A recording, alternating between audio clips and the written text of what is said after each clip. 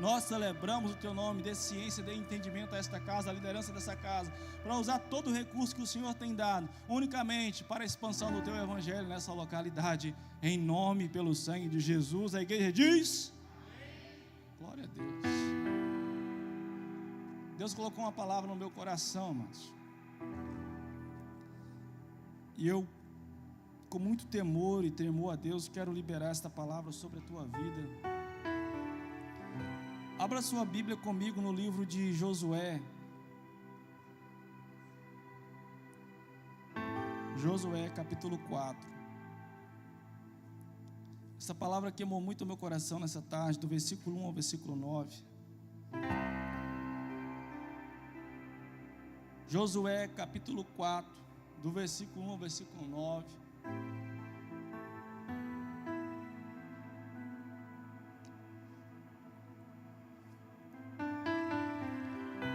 Glória a Deus. Já está aqui. Vou nem perguntar se você achou. Amém? Tendo, pois, todo o povo passado o Jordão, falou o Senhor a Josué, dizendo: tomai do povo 12 homens, de cada tribo um homem. Mandai-lhes, dizendo: tomai daqui do meio do Jordão, do lugar do assento dos pés do sacerdote, 12 pedras, e levai-as convosco a outra banda, e depositai-as no alojamento em que haveis de assentar, haveis de passar esta noite.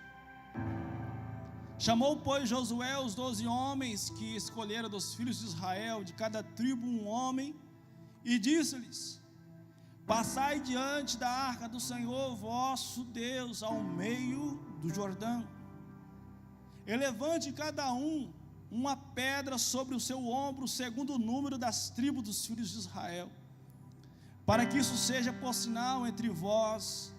E quando os vossos filhos no futuro perguntarem, dizendo: o que vos significa estas pedras? Então lhes direis que essas águas do Jordão se separaram diante da arca do concerto do Senhor, passando ela pelo Jordão. Separaram-se as águas do Jordão, assim que essas pedras serão para sempre por memorial aos filhos de Israel. Fizeram-se, pois, os filhos de Israel como Josué tinha ordenado.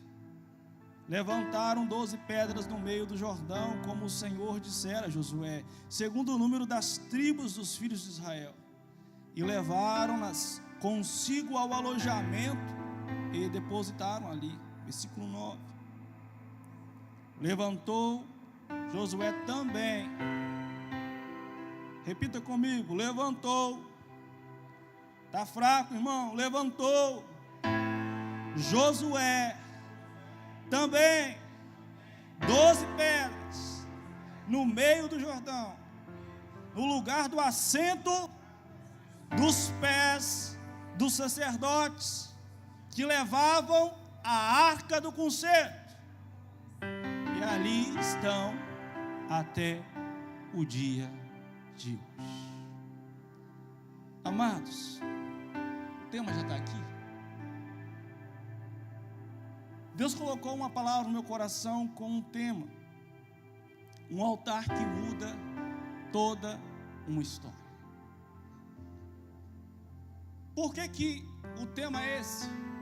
Um altar capaz de transformar. O banco dos medianitas aperfeiçoou o tema, glória. Um altar capaz de transformar uma história. Por que uma história e não a história? Porque quando eu e você decidimos edificar altares de oração na presença do Senhor, Deus, ao olhar para este altar, Ele é capaz de mudar o curso da minha e da sua história. E para entender o capítulo 4 e os versículos que lemos como leitura introdutória, é necessário entender o que Deus fez no chamado de Josué, desde o capítulo 1. É conhecido no coração da igreja, dos leitores da palavra, que Moisés, aquele que Deus por meio dele trouxe a lei a Israel, a ordenança de culto,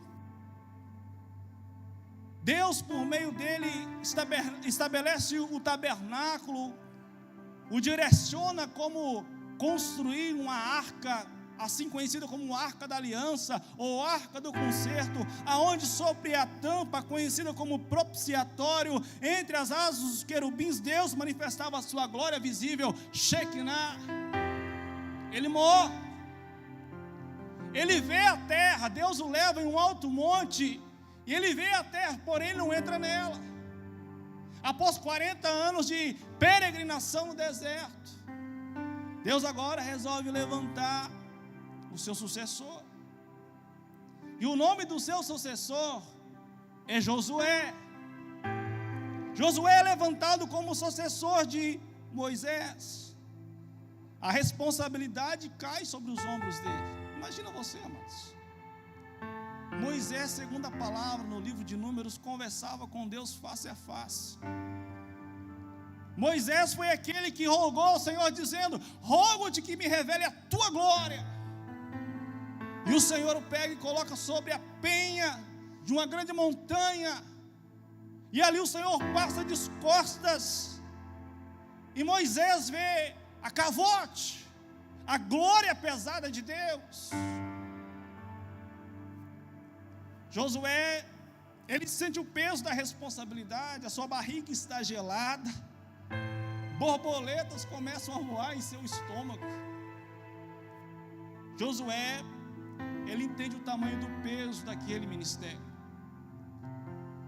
ao ponto que no versículo 9 do seu capítulo 1, o Senhor vai dizer para Josué: não te mandei eu, esforça-te, tente bom ânimo, não pasme, nem te espante, porque o Senhor teu Deus é contigo por onde quer que andares.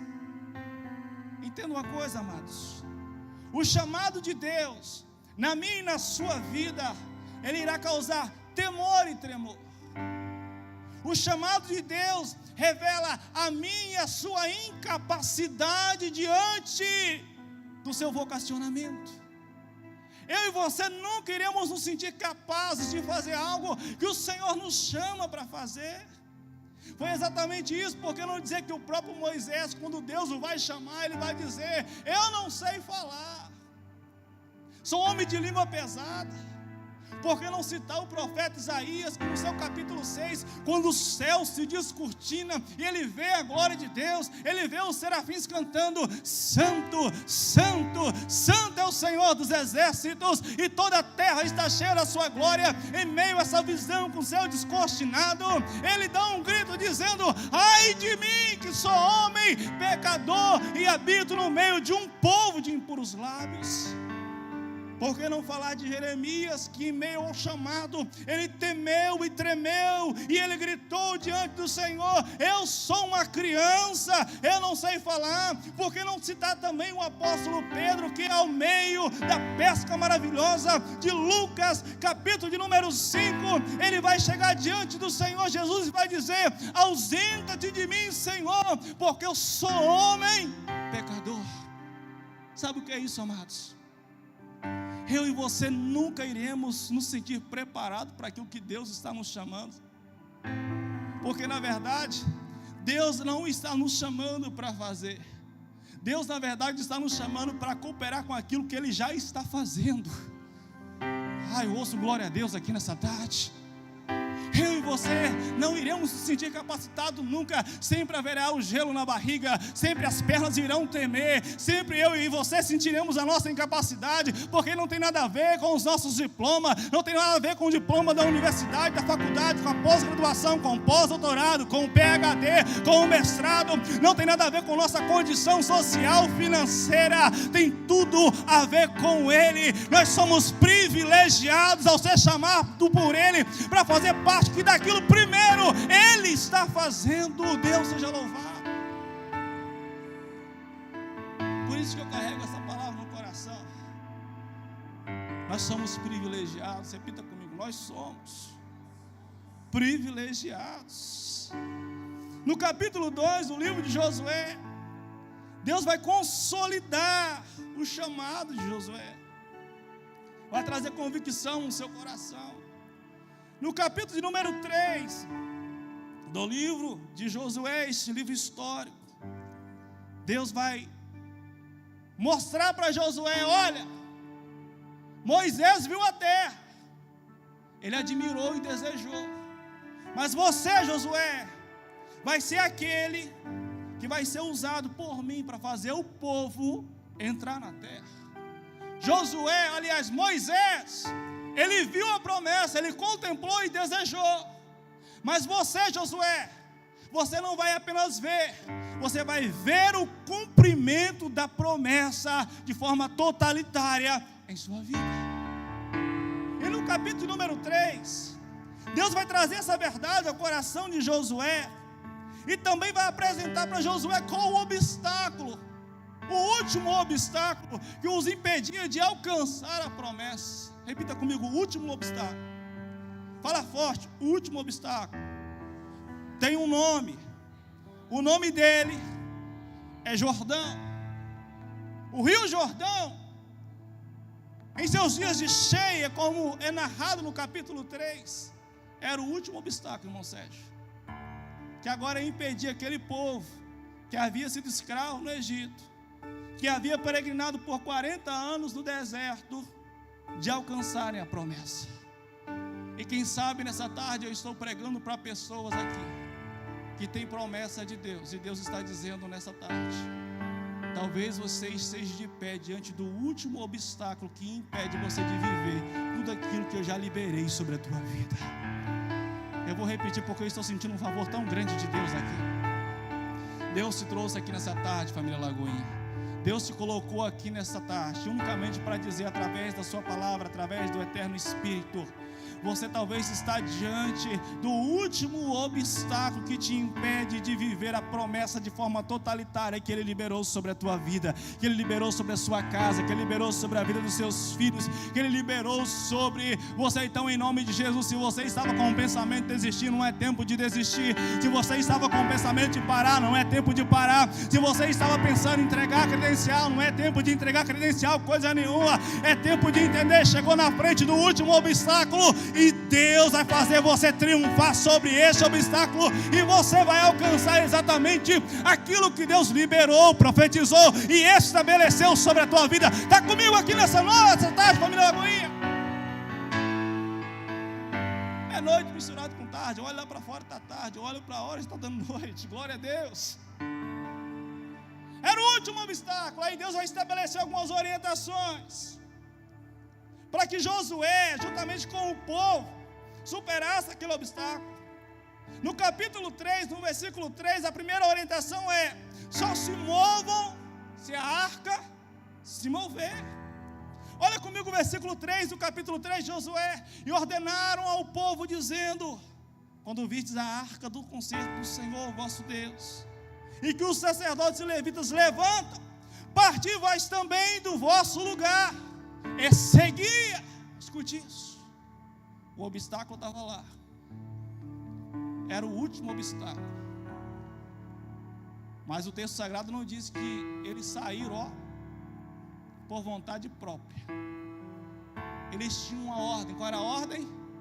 Esperar a arca do Senhor se levantar e ir adiante deles. Escute isso. Deus estava dizendo para a congregação de Israel: olha, o último obstáculo está ali, mas vocês só irão se mover quando a minha presença estiver à frente de vocês. Escute uma coisa: para de ser ansioso, para de querer colocar o carro na frente dos bois. Espera em Deus. Só se mova, só retire o teu pé do lugar que você está quando Deus falar que é para você sair. Só ande se a presença falar, ande. Só corra se a presença dizer, corra. Só avance se a presença dizer avance. Só ande se a presença dizer ande. Se Deus não falou nada ainda, fica quietinho com a sua tenda armada no lugar onde você está. Não avance, aguarde. Nós estamos vivendo uma geração chamada geração do micro-ondas, geração dos 5 minutos. Às vezes 5 minutos é até tempo demais. Quer com 2. Eu orei ontem, já quero amanhã.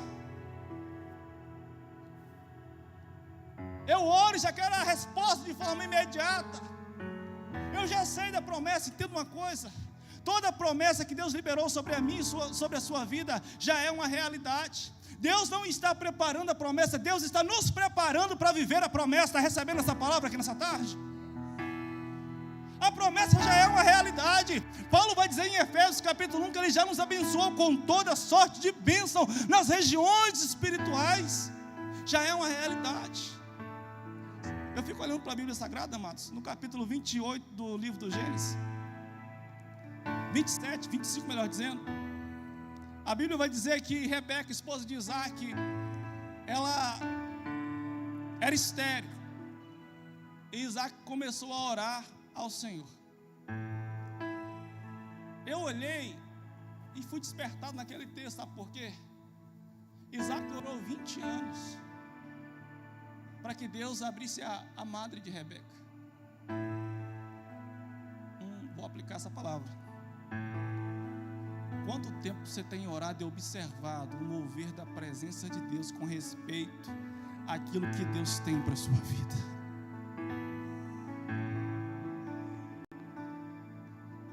Repita comigo: eu só vou mexer na minha tenda quando a presença se mover.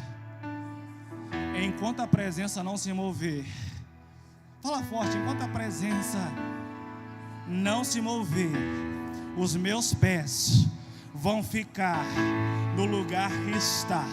Mas quando a presença se mover, então eu vou desarmar a tenda, vou juntar as coisas e vou começar a marchar, vou começar a andar, porque vai ser tempo de superar o último obstáculo que me impede de viver a promessa. Aleluia! Você pode celebrar Jesus aqui nessa tarde. A segunda ordenança de Deus, no capítulo de número 3, para aquele povo, para eles vencerem o último obstáculo, foi: prepare o ambiente. O versículo de número 5 do capítulo 3 do livro de Josué vai dizer: e disse Josué também ao povo: santificai-vos, porque amanhã fará o Senhor maravilhas no meio. Sabe o que Deus estava dizendo? Eu quero remover o último obstáculo, mas prepara o ambiente para a minha chegada. Vou repetir. Deus está falando aqui com pessoas de forma singular, particular aqui nessa tarde. Ele está prontinho para remover o último obstáculo que está te impedindo de viver a promessa que Ele liberou sobre a tua vida. Mas a ordem do Senhor nessa tarde é: prepara o ambiente para a minha chegada. Deus sempre exigiu um ambiente preparado para Ele se manifestar. Ele plantou um jardim no Éden para ter comunhão com o homem. Quando Elias invocou o nome dele no Monte Carmelo, Elias edificou um altar, colocou o sacrifício e ele visitou. Todas as vezes que Abraão ia falar com Deus, ele edificava um altar. Hoje a igreja do século 21, a igreja da contemporaneidade, quer visitação, quer presença, quer glória, quer ação do Senhor, mas não está preparando o ambiente para a chegada dele, não está preparando o ambiente para ele se manifestar. Prepara o ambiente. Repita comigo: prepare o ambiente. Estou sentindo o favor dele. Prepara o ambiente, ele quer se manifestar. Prepara o ambiente da tua casa como ambiente de adoração. Prepara o ambiente do seu trabalho. Prepara o ambiente da empresa que você trabalha. Prepara o ambiente aonde você está. Deus, ele quer se manifestar, mas ele quer um ambiente preparado para a glória dele ser revelada. Em terceiro lugar, e já estou caminhando para entrar na mensagem, a terceira ordem que Deus vai dar no capítulo 3, a fim de remover o último obstáculo, é: o obstáculo, quem vai remover sou eu, o próprio Deus.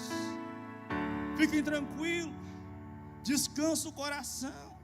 É isso que ele vai falar no versículo de número 13: porque há de acontecer que é assim que as plantas dos pés dos sacerdotes, que levam a arca do Senhor de toda a terra, repousarem nas águas do Jordão, e separarão as águas do Jordão, e as águas de cima que descem pararão no montão. Olha o versículo 15: e quando os que levavam a arca chegaram até o Jordão, e os pés dos sacerdotes que levavam a arca se molharam na borda das águas, porque o Jordão transbordava sobre todas as suas ribanceiras, todos os dias da sua cega. Quando eles colocaram o pé, o último obstáculo parou o seu curso, formou um grande muro de água, e a congregação de Israel viu o obstáculo ser removido e a promessa diante dos seus olhos. Escute isso, Deus está falando aqui, irmãos.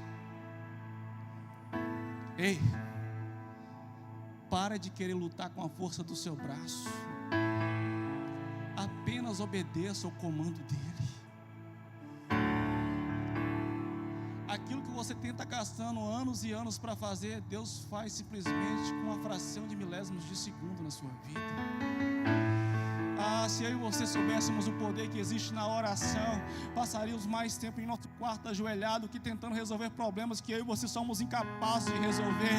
Se eu e você soubermos o poder que há na oração, o poder que há na adoração, o poder que há na contemplação, o poder que há em ouvir a voz dele, nós pararíamos de sacrificar tanto, nós pararíamos de usar tanta força física e entenderíamos que quem peleja a nossa guerra, que quem vai diante de nós, como foi cantado, abrindo caminhos, quebrando correntes, quem vai adiante de nós é o próprio Senhor dos exércitos. Está comigo aqui nessa tarde, igreja?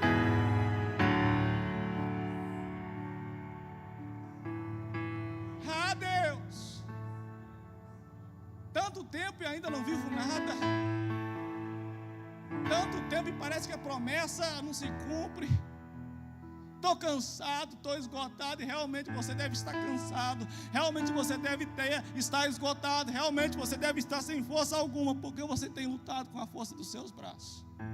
Chegou o tempo de você parar de lutar com a força do seu braço, igreja. Ouça um amém.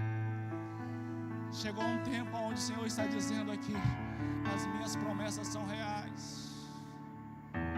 Eu não sou homem para que minta, nem filho do homem para que prometa e não cumpra. Falaria o Senhor e não faria. Aquilo que eu falei é uma realidade sobre a tua vida, mas para de lutar com a força do seu braço.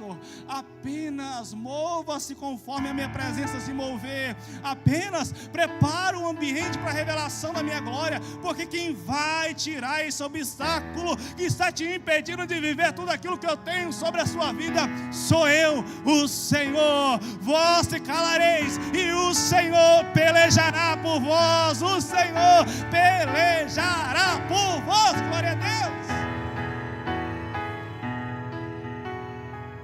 Paulo chega no Jordão, imagina a visão, meu Deus, aquele monte de água. Aqui fala, historiadores, o Jordão no seu tempo de transbordo, de cheia, na época da colheita, ele chegava a mais de 20 metros de profundidade. Imagina aquele montão de água, aquele muro de água, e o povo passando, ó. Imagina que vem comigo, entra na história. Um montão de água, o povo passando, ó. Eu imagino curioso, não sei, até passou o dedo assim. Rapaz, ó. Meu Deus, extraordinário. Só que aí, aqui entra na mensagem. Deus dá duas ordens a Josué. A primeira ordem, no capítulo 4. Está comigo aqui, diz amém. A primeira ordem era para Josué pegar 12 homens, líder de cada tribo, das 12 tribos de Israel, e cada homem deveria pegar uma pedra no lugar que os sacerdotes estavam com os pés repousados, no meio do Jordão. Pegar a pedra, ó, pôr sobre os ombros, levar até o Acampamento. Porque ali no acampamento, quando as gerações futuras olhassem para aquelas pedras, iriam perguntar para os seus pais: que pedras são essas? Aí os pais responderiam: essas pedras foi o dia em que o Senhor parou o curso do Jordão, para a gente passar em seco e se apossar da promessa de Deus. Isso aqui é algo poderoso, amados. Toda vez que os filhos perguntassem a respeito da fé dos pais, os pais não iriam apontar para o sacerdote, os pais não iriam apontar para o tabernáculo, os pais não iriam apontar para os levitas, os pais iriam apontar para o altar. Entendeu essa verdade? Vou repetir. A direção não era para o pastor, era para o altar. Eu não ia apontar para o líder do ministério de louvor, eu iria apontar para o altar. Se a Esther perguntar a razão da minha fé, a minha filha que vai completar 10 anos de idade, e o Samuel que vai completar 5 agora, dia 28, quando eles perguntar a razão da minha fé, eu não ia dizer para eles: olhe para o pastor Rafael, olhe para o ministério de adoração, olhe para os irmãos da mídia. Não, eu vou dizer para a Esther e para o Samuel: olha para o altar que eu estou edificando dentro de casa. Papai ama Jesus, porque Jesus o chamou das trevas para a luz. Papai ama Jesus, é porque ele gasta tempo em oração às 5 da manhã, chorando sobre a Bíblia, mesmo cansado, sabendo que tem um dia de trabalho aguardando. Sabe qual está sendo o nosso problema? Nós estamos querendo arrastar os nossos filhos para a igreja, a fim de que eles se apaixonem pelo Jesus que servimos. Os nossos filhos não irão se apaixonar pelo Jesus que servimos arrastando eles para a igreja. Os nossos filhos irão se apaixonar pelo Jesus que servimos quando eles olharem dentro da nossa casa e verem altares edificados que testificam da fé do Deus que servimos. Será que a igreja está entendendo essa mensagem? É triste dizer isso, amados, mas o que mais tem é filho de crente desviado. Isso diz muito a respeito do altar que eu estou edificando dentro da minha casa. Tem muito crente que olha para o seu pai e vê o Jesus da igreja roubando o seu pai. Tem muito crente que estão perdendo seus filhos, porque ao invés de apontar para o altar que ele edifica dentro de casa, ele está apontando para a igreja, para o altar que alguém está edificando. Escute isso em nome de Jesus. Deus plantou essa palavra no meu coração e eu preciso liberá-la com autoridade, com intrepidez no Espírito Santo sobre a tua vida. Nessa tarde, família Lagoinha, é tempo da igreja acordar. Os nossos filhos irão se apaixonar por Jesus, os nossos filhos irão se apaixonar pela presença de Deus, os nossos filhos irão se apaixonar pela Bíblia Sagrada, os nossos filhos irão se apaixonar pela presença do Espírito Santo. Não é por aquilo que acontece aqui no domingo, mas é pelo altar que eu edifico durante a semana, dentro da minha casa, no meu quarto em oração, a roda da minha mesa, dando graça por cada refeição. Os meus filhos irão se apaixonar por Jesus, é por causa do altar que eu edifico dentro da minha casa.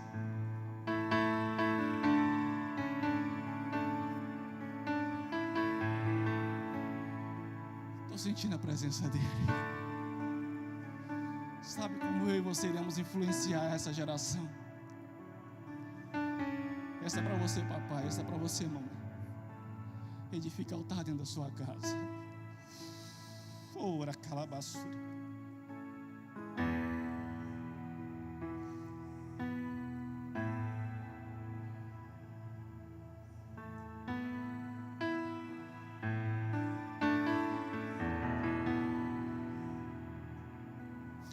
Eu sinto o Espírito Santo falando tão forte no meu coração nessa tarde. E não é emocionalismo. Eu sinto o Espírito Santo falando tão forte ao meu coração, com muito temor e tremor. Eu preciso liberar esta palavra. Deus está prestes a derramar um grande avivamento sobre esta casa. Deus está prestes a derramar um grande avivamento sobre o centro de Portugal. Mas esse avivamento não vai começar aqui num culto público de domingo. Eu tenho falado isso por diversas vezes. Esse avivamento vai começar dentro da sua casa, num culto doméstico. Esse avivamento vai começar dentro da sua casa, quando você orar com seu filho. Em um momento de refeição. Esse avivamento vai começar quando você entender você que é preciso ter oração dentro da sua casa, é preciso ter leitura da Bíblia dentro da sua casa, é preciso ter tempo com Deus dentro da sua casa. Ouça um glória a Deus, ouça um aleluia.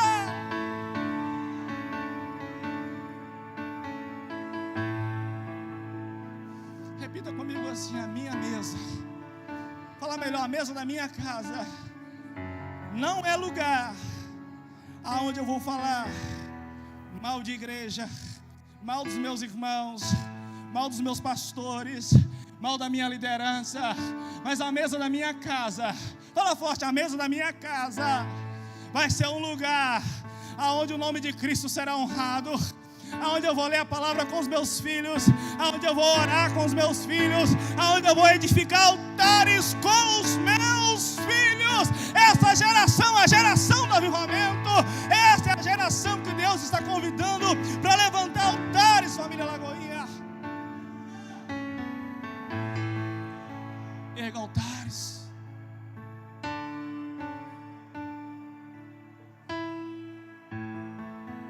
Para de apontar para o líder do Kids. Meu filho vai lá para o Kids, vai aprender de Jesus. Não. A responsabilidade é sua. Pare de apontar para os pastores do Linkers, pastor Abraão, pastora Mayra. Não é a responsabilidade deles ensinar Jesus para os seus filhos, é sua, pai. Para, pai, de apontar para o Everton e a Carol, líderes do Rocks. Não é responsabilidade deles ensinar Jesus para os seus adolescentes, é sua responsabilidade, pai. Filhos são herança do Senhor, Ele confiou nas suas mãos. Não terceirize aquilo que Deus deu para você fazer, para mim fazer, é responsabilidade nossa. A igreja está entendendo essa palavra?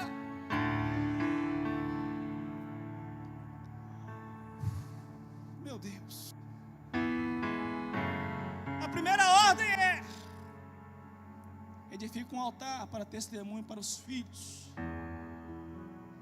Mas o Senhor vai dar uma segunda ordem. E eu quero aqui passar algum tempo com você nesse versículo de número 9. A ordem era para Josué levantar um altar. Olha o versículo 9, vamos ler. Levantou Josué também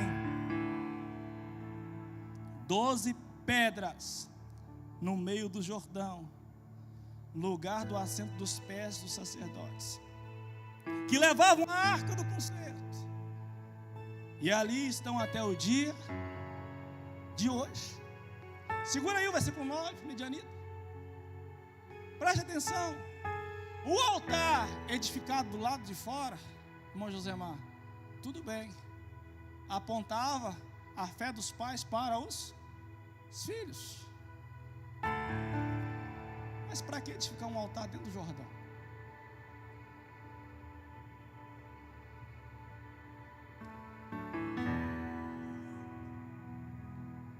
Qual o sentido de edificar um altar dentro do Jordão? Porque a Bíblia vai dizer que depois que os sacerdotes retiraram o pé com a arca, as águas seguiram o seu curso, tamparam o altar. Quem iria saber que Josué edificou um altar dentro do Jordão? Quem iria mensurar em algum momento, em um contexto histórico, dentro da congregação de Israel, que Josué edificou um altar no meio do Jordão? Parece que aquele altar que Josué está edificando era um altar que ninguém saberia que ele edificou. E é verdade.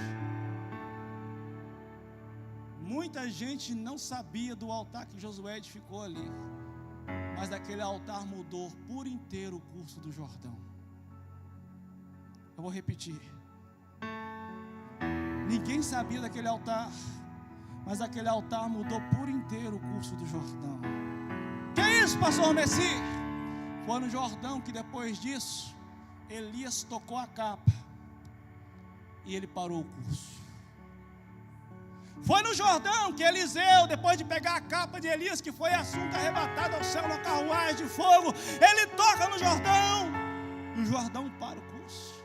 Foi no Jordão que Eliseu orou e o machado flutuou.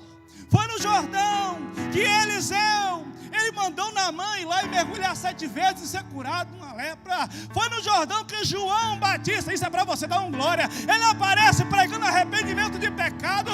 Ele vê Jesus, ele diz: aí está o Cordeiro de Deus que tira o pecado do mundo. Jesus se apresenta para ser batizado dentro do Jordão. E quando Jesus está sendo batizado, a Bíblia diz que o céu se abre e o Espírito desce em uma forma corpórea, uma forma de pomba sobre a vida de Jesus, e uma voz do céu brada: aí está o meu filho amado, em quem eu me comprazo. Deus seja louvado. Escute isso.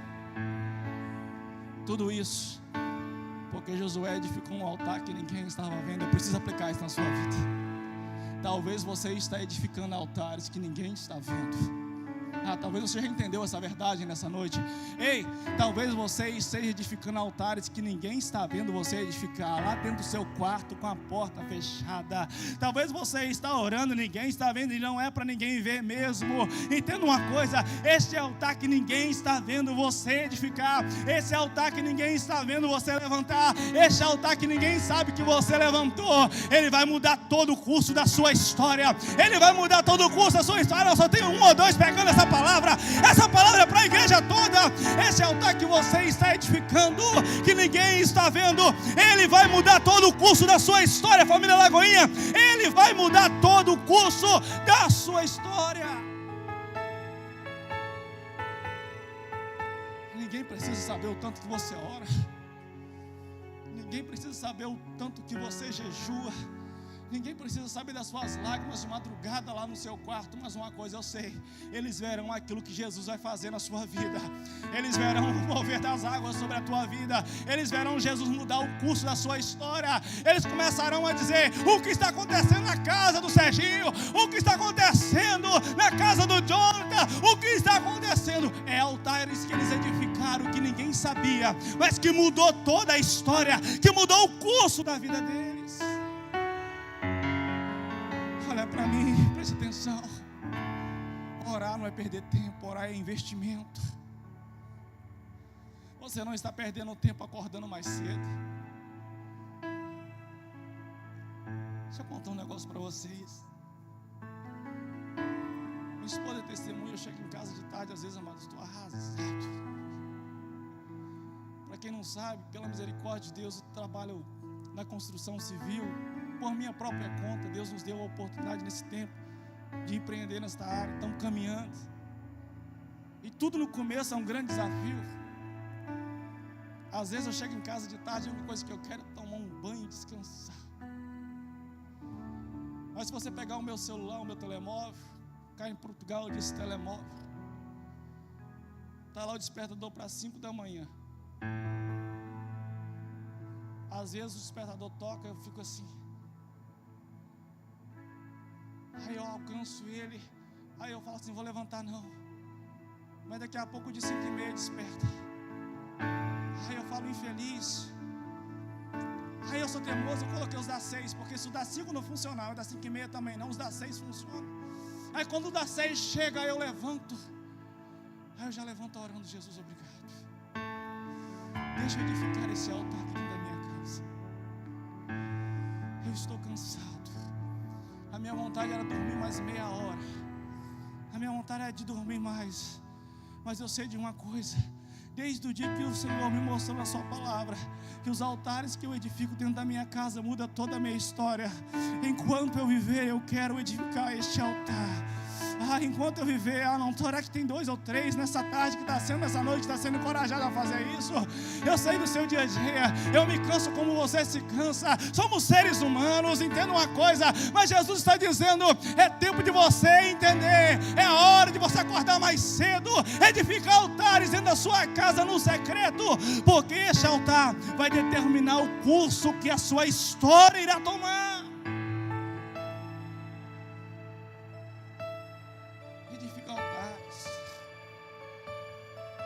Jesus é lindo, amados.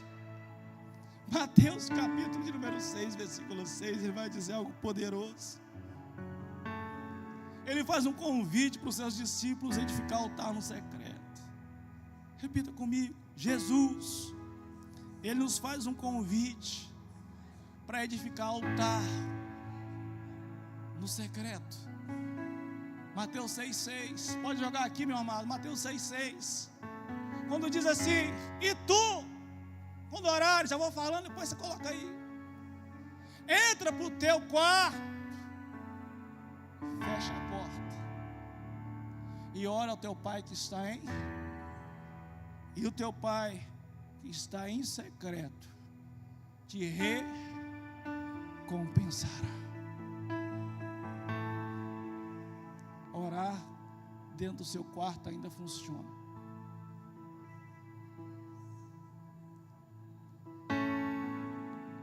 Orar quando ninguém está vendo ainda funciona.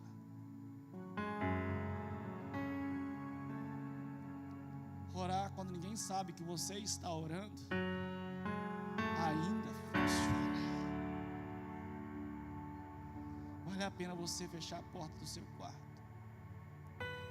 Preste atenção nisso.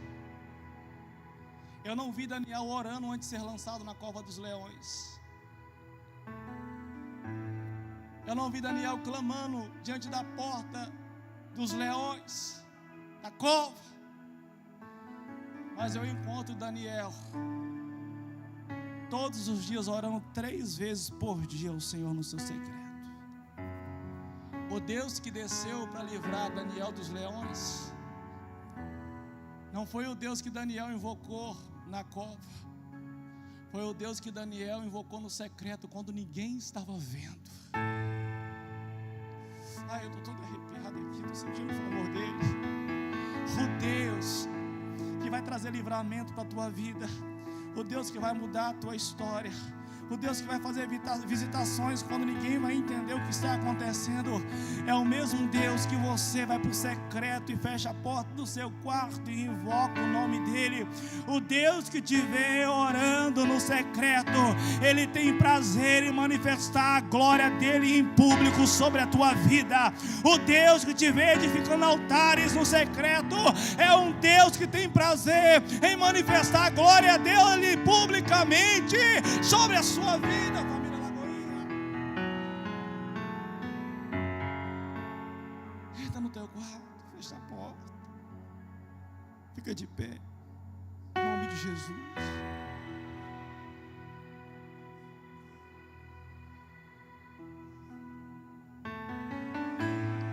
Eu quero encerrar essa mensagem lendo um texto que está em 1 Crônicas, capítulo 4, versículo 9 e versículo 10, eu quero que você preste muita atenção na conclusão dessa mensagem. E foi Jabes mais ilustre que os seus irmãos, e a sua mãe chamou o seu nome de Jabes, dizendo: porquanto com dores o dei à luz.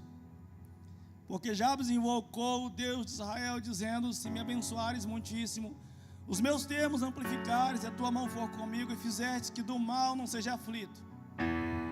E Deus lhe concedeu o que tinha pedido. Estou apaixonado nessa história porque Jabes, ele entendeu que o altar que ele edificava na oração poderia mudar toda a sua história. Se você pegar o livro de 1 Crônicas, no capítulo 4, capítulo 1, 2, 3 e 4, você vai ver só genealogia, genealogia, genealogia, genealogia. Aí o crente preguiçoso pula genealogia porque é cansativo ler genealogia. Mas você vai ver no capítulo 4, versículo 9 e 10, uma genealogia parando. Uma história parando, sabe por quê? Alguém resolveu edificar um altar. E o nome desse alguém era Jabes. O nome Jabes, ou Jabes, como alguns chamam, significa causador de dores, porque no parto quase que ele mata sua mãe. Pensa comigo, olha Jabes andando na rua. Aí um vizinho olhava para ele e dizia assim: ô causador de dor! Era o nome dele. Ei, você quase matou a sua mãe no parto. Você é um causador de dor. Por muitos anos, Jabes sofreu com isso. Mas aí Jabes resolveu então invocar o nome do Senhor. de causador de dores, ele se tornou o homem mais ilustre da sua família, porque ele resolveu edificar um altar, e aquele altar mudou toda a sua história. Como que você é conhecido?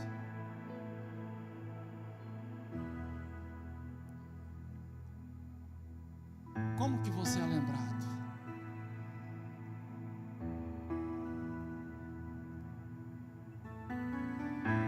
Como que as pessoas te chamam? Quem sabe nessa noite tem alguns Jabes aqui. Pessoas que por muito tempo causou muitas dores em muitas pessoas. Era conhecido como um causador de dor. Mas aí Deus está dizendo assim: se você edificar um altar, Jabes, e invocar o meu nome, eu sou capaz de parar toda uma história, de parar toda uma genealogia, e de causador de dor, eu te transformar, Jabes, no homem mais ilustre da sua casa. Você não vai ser chamado mais por aquilo que eles te chamavam. Quem olhar para você vai dizer: Deus mudou a sorte dele, Deus mudou a história dele, Deus mudou por inteiro. Eu estou sentindo um favor de Deus aqui. Eu quero lhe convidar a edificar um altar nesse momento. Esse lugar é conhecido como casa de oração.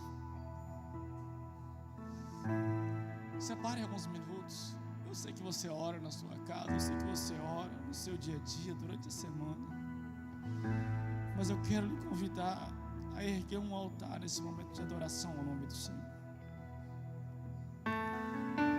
Não espere eu começar a orar por você. Eu quero que você seja instigado a orar nesse momento. Eu quero que o Espírito Santo te mova a orar nesse momento. É o altar que você edifica e determina o final da sua história. Posso te dar uma boa notícia? Há 2026 anos, Jesus edificou o último altar que essa terra poderia presenciar.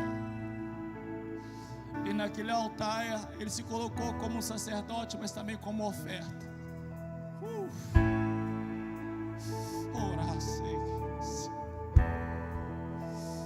E naquele altar ele brada lá em João 19:30, tetelestai, está consumado. No Evangelho de Mateus vai dizer que o véu do templo se rasgou do alto a baixo. Sabe por quê, amados? Para todas as vezes que eu e você olhar para a cruz, entender que se eu olhar para aquele altar, a minha vida pode ser transformada, a minha vida pode ser mudada por inteiro, por completo. Traga à sua mente nesse momento a imagem da cruz, a imagem de um Cristo que se entregou por mim e por você. O ministério de adoração vai nos conduzir em louvor, em rendição ao nome de Jesus. Tenha liberdade nesse momento para celebrar Jesus, para orar, para orar, para orar. Enche esse lugar de oração, enche esse lugar de oração.